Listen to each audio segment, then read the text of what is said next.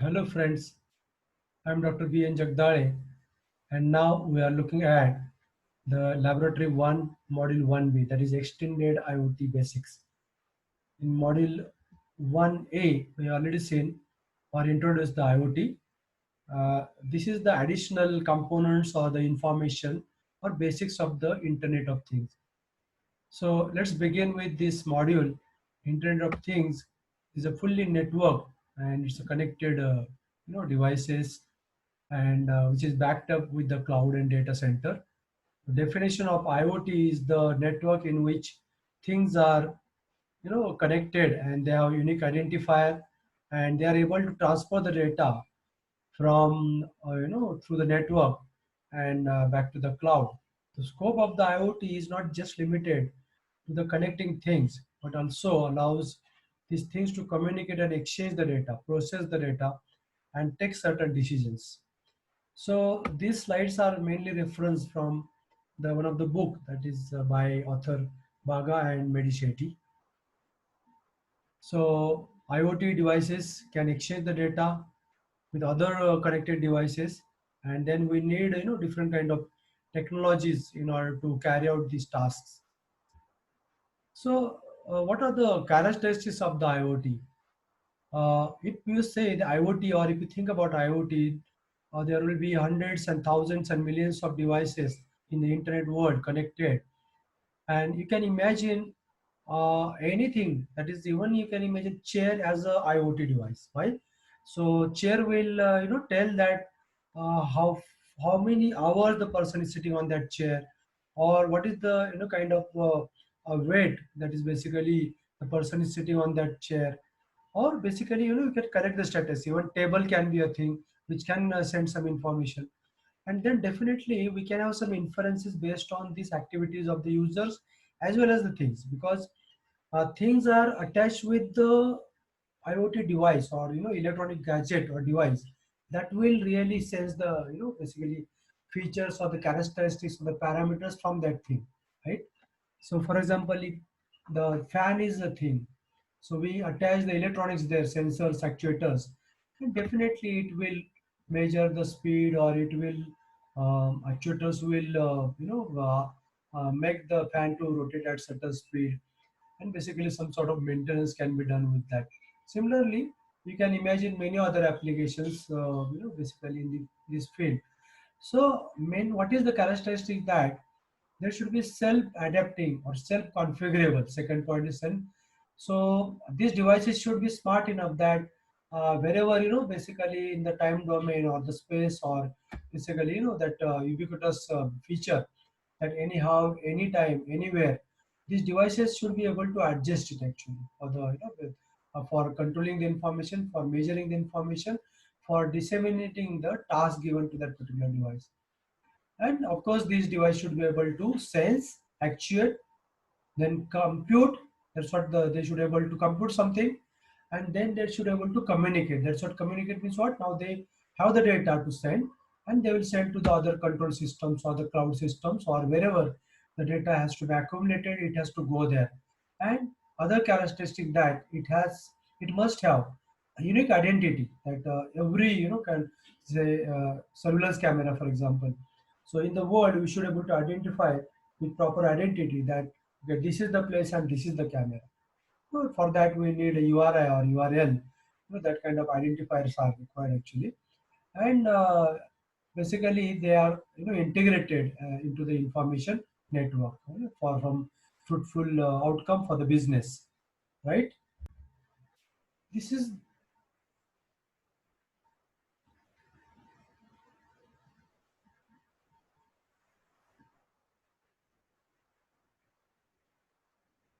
all right. So this is the architecture of the IoT device, or you can say blocks of the IoT device. So in a given IoT device, if it is basically it has to sense something, or it has to basically actuate, that's what the output something, then these blocks must be there in a given IoT device. So there should be processor which will compute. There has to be some GPU for the graphics utility. Then there has to be audio-video interfaces, HDMI, RCA, audio cables, or storage interfaces has to be there in that particular single board computer of the IoT device. There should be SD card, eMMC card, or HDIO interfaces. So then there has to be IO interfaces whereby you should able to connect to the physical sensors, temperature maybe, or maybe stepper motors through UART, or this peripheral interface, or the I2C interface, or the CAN interface. Then on the left side, you can see that there has to be connectivity in the form of USB or Ethernet connectivity, so that we can connect to the computer or to the network, right? And here only two are shown, but in the connectivity block, you may have Bluetooth or Wi-Fi.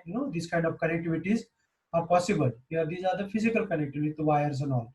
Then there has to be some memory interfaces in terms of DDR for the large storage, of course. So in order to, in addition to have storage interfaces to insert the cards, this, that, but basically on board itself, there has to be kind of a NAND NOR memories, or the DDR1, DDR2, and DDR3 faster memory, which are part of the single board computer system there. So let's move on. Say here, say what protocols are there actually, IoT protocol. So if you look at the layers, of course, layers will be studying in the computer network subject this time. So layer wise, what are the protocols used?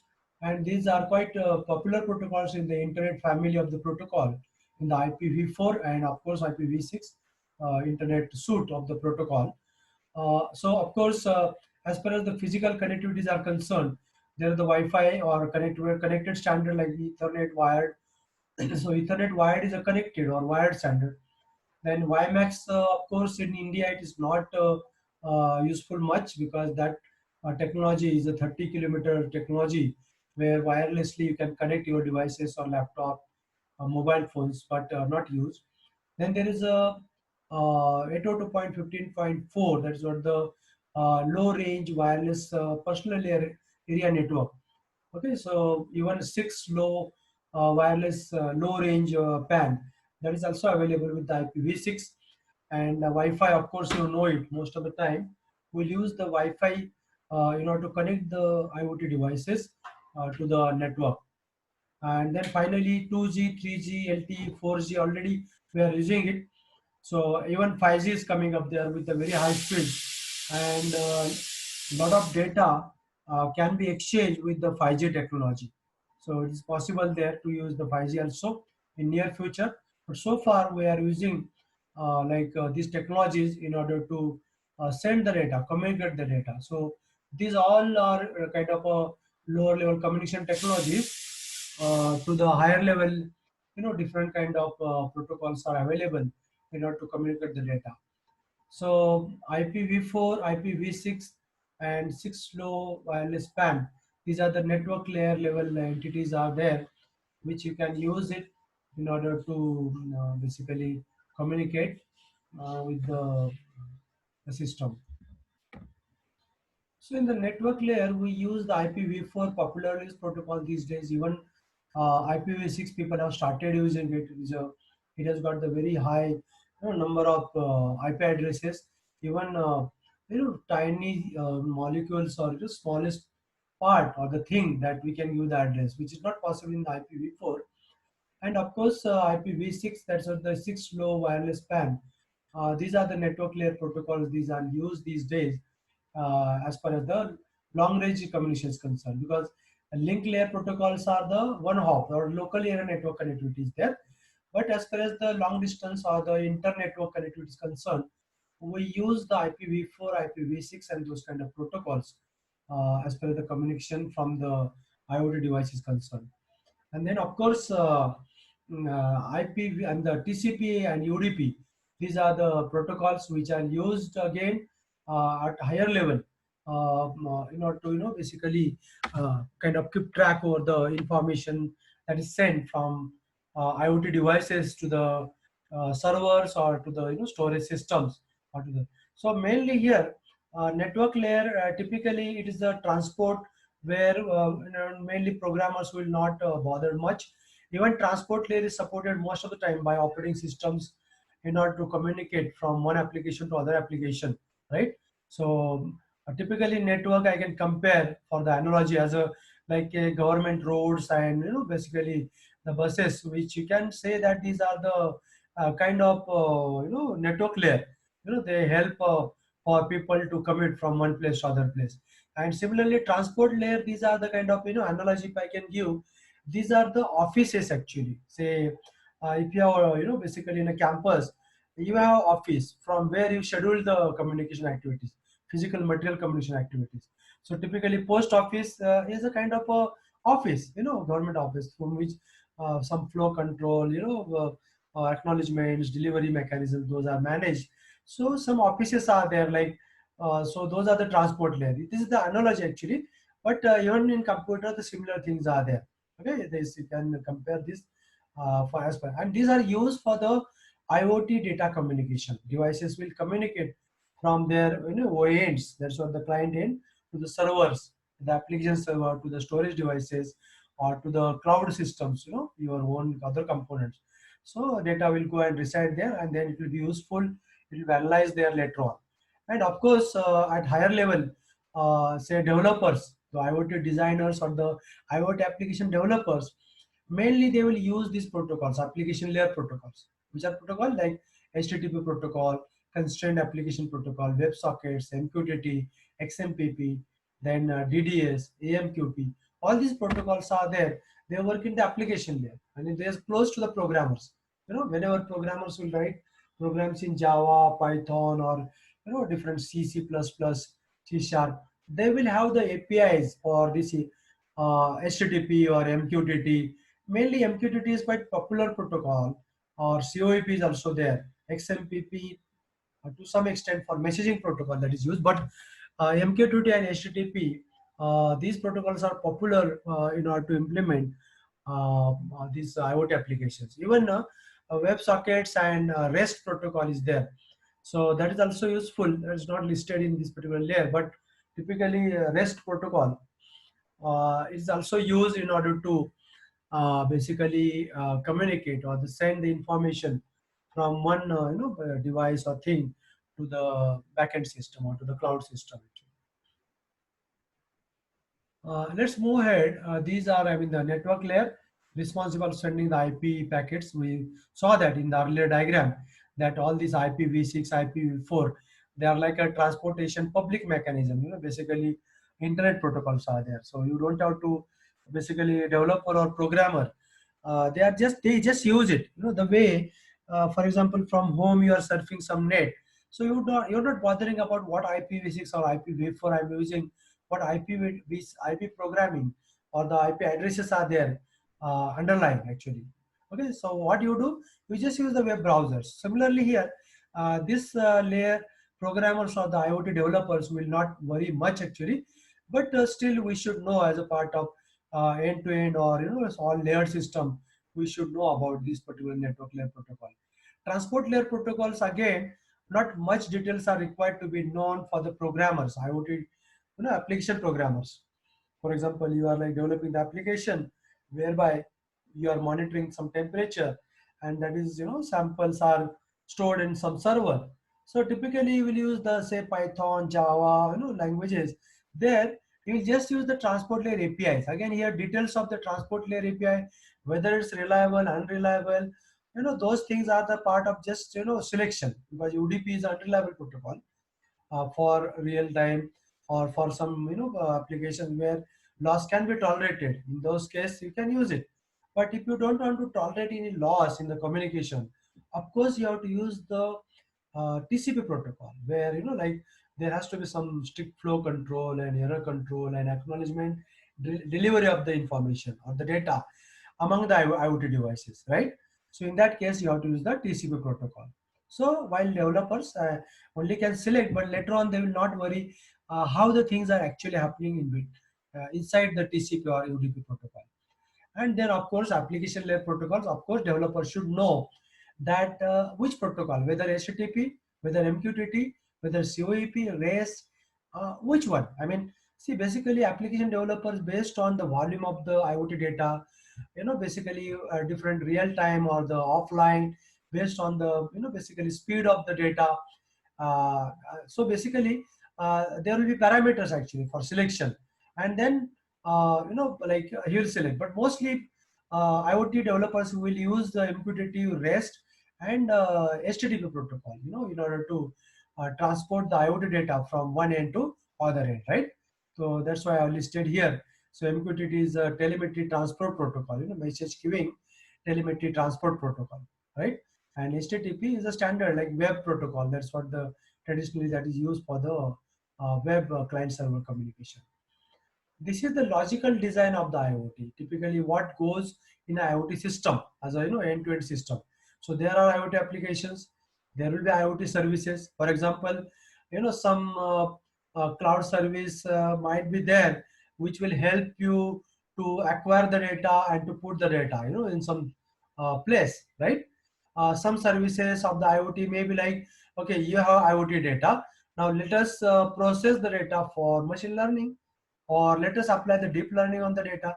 So these are the services, here this is the services, these are the applications. So services like Amazon services, basically many services are available, or there might be sometimes public services. For example, our Indian weather forecasting, they have a site, they keep on they have service whereby all over India they have some stations from where they gather the data and they put at some site, and then that service is available for everyone.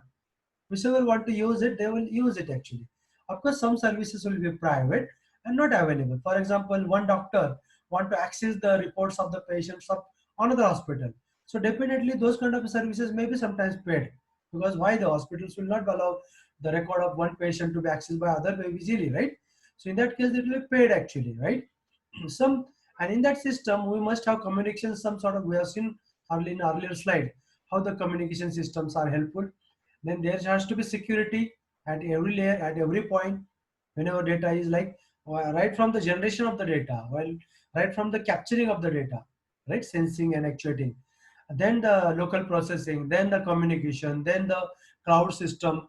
So everywhere, I mean, the data security has to be there. You have to secure the data, okay, right from generation to the end system, and appropriate authorized people will should be able to only see the data actually. Then there has to be management, right? There are some policies, people who will access it, what dashboards are there, on the dashboard of course application will give, but management is there in order to decide the policies of the data, how the company data, how the hospital data has to flow, where it has to reside, and basically how, what kind of categorization is there, who will have hold of the data, how the data will be shared in the public domain, what is the private data, what is the business data, all that thing is comes under the management actually. And of course at the lower level there will be devices which will actually participate, like devices which are Raspberry Pi along with the sensors and actuators, and of course some communication devices will be there. But communication, of course, it is coming here, but in devices, physical devices will be part of the. So this is the ecosystem, different components, how this particular, they are part of the logical design of the IoT. And then of course models of the communication, because earlier we could have seen this part actually. So what is the basic fundamental basically communication model? So public subscribe.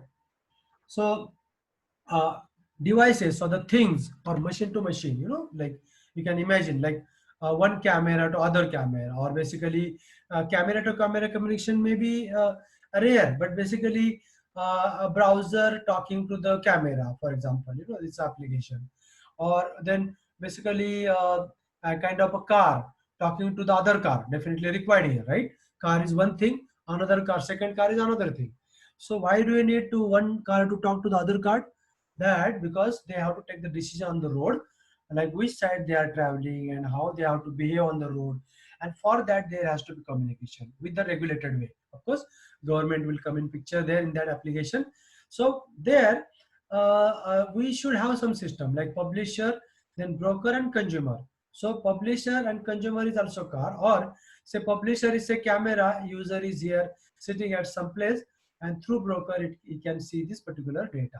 So publish, subscribe, where subscription will be there. In between there will be broker actually.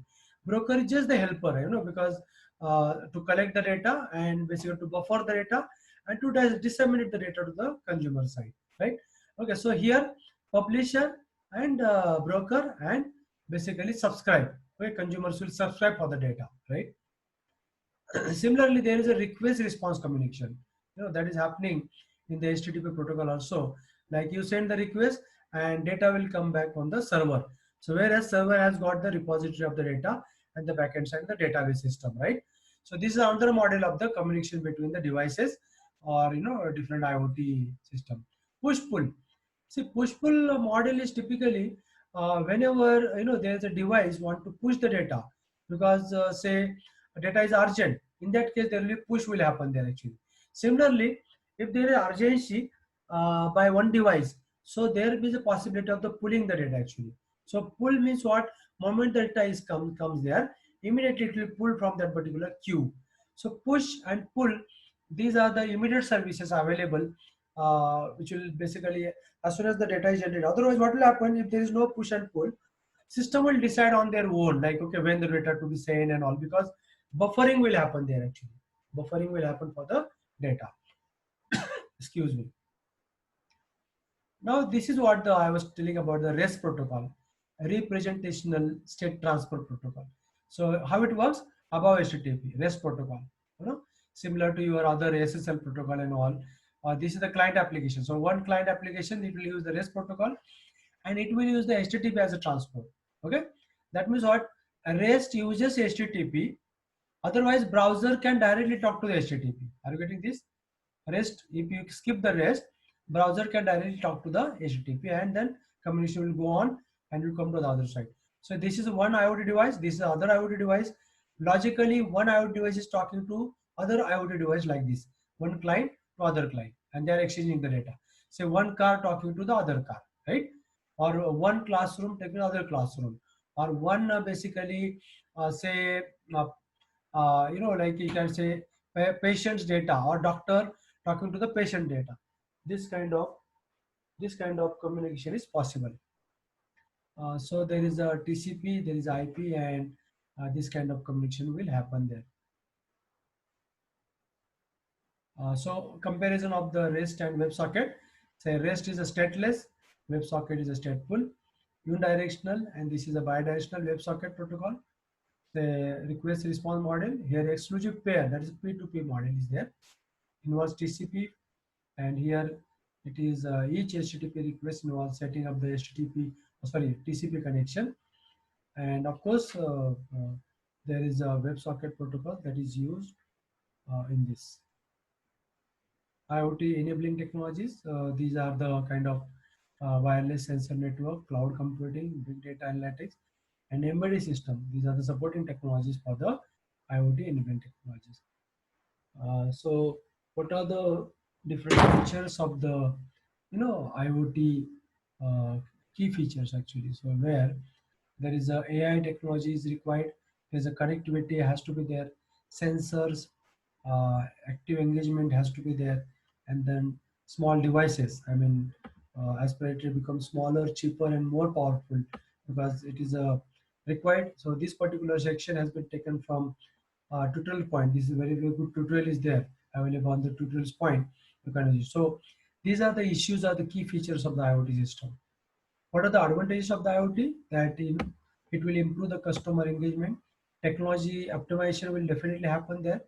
Reduced waste because a lot of efficiency will be improved as far as the system is concerned, and definitely enhanced data collection. That is what with the IoT data collection will be more efficient. For example, I can give the example patient data.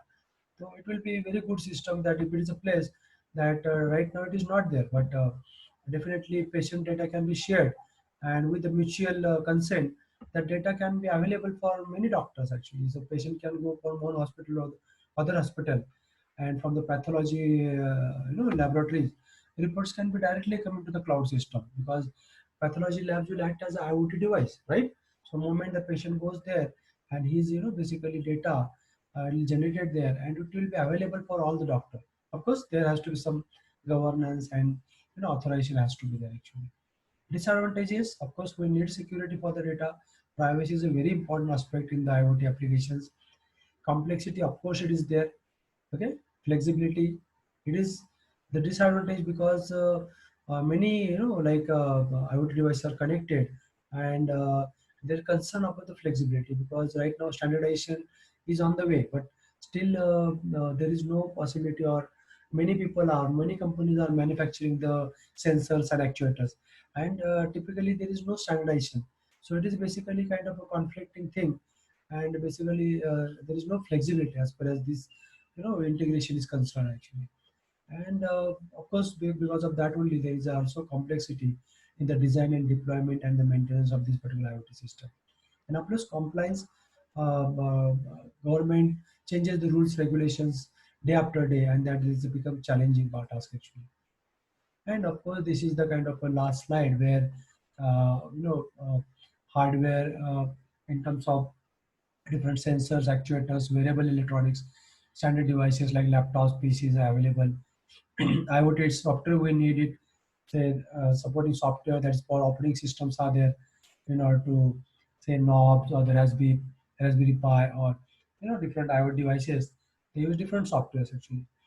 Then there is a technology protocols we saw in the earlier slides. This is what technologies and protocols are available. Similarly, as per the common usage of the IoT is concerned, there is industry, infrastructure, safety, in government, home offices, healthcare, and medicine. We use commonly the IoT devices or IoT system. But then all these, listed media, marketing, environmental monitoring, manufacturing applications, energy applications, healthcare applications, building and housing applications, transportation applications, education applications also.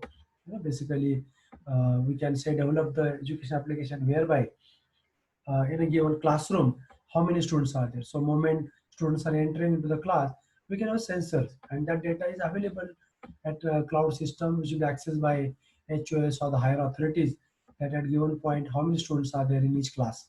So these are the applications actually. Government applications are there, law enforcement and consumer applications. Many applications are there actually. So with this, we are like closing this particular IoT part two. That's what the lab one, module one extended. So we'll move on in the next introduction about the Raspberry Pi and the Arduino. So thank you very much for this module, listening for this module.